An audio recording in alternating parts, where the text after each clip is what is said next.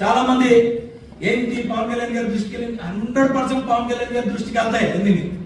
ఆయన చెక్ చేసుకోవాలి, చూసుకోవాలి మేము ఎలా ఉంటాం ఏముంటున్నాం అని. మేము సాధించి చాలా ఉన్నాయి. నేనే చెప్తున్నాను, ఆటిజం కోసం నేను అసెంబ్లీలో పెట్టి ఆటిజం కోసం 125 ఆటిజం సెంటర్లు తీసుకొచ్చాం. వాటి కోసం కష్టపడుతున్నాను. నా ఒక్క కాన్స్టిట్యూన్సీ కాదు, స్టేట్ అంతా. మీకు తెలుసు ఆటిజం పిల్లలు వెళ్ళకుండా ఇలాంటి అనేకమైంది చేశాం. అరే మేమేమో హ్యూమానిటీ కోసం దేశ ప్రజలు 140 కోట్ల ప్రజల కోసం మనం మాట్లాడుతుంటే మీరు ఆ డబ్బులు తీసుకున్నారు, ఈ డబ్బులు తీసుకున్నారు.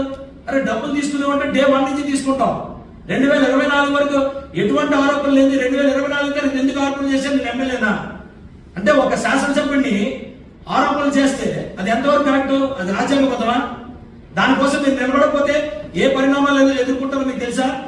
మీ మీద ఇప్పటికే ఒక 50-60 కేసులు వచ్చి ఉండొచ్చు. మీ సాక్షి మీద ఒక 1000 కేసులు వచ్చి ఉండొచ్చు. కానీ నా కేసు అలా ఉండదు. నా కేసు అలా ఉండదు. పట్టేనంటూ వదిలే ప్రసక్తి లేదు.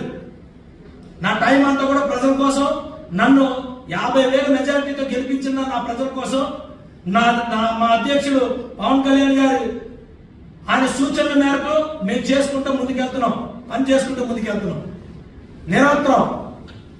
మీకు తెలుసో లేదో, సోమవారం ఉన్నా కూడా ఉత్తుకాలతో నేను మొత్తం శారదా మీద ఆర్టీవీ శుభ్రం తిరిగాను. కావాలంటే మా ఎదమచ్చలే ప్రజలు అడగండి.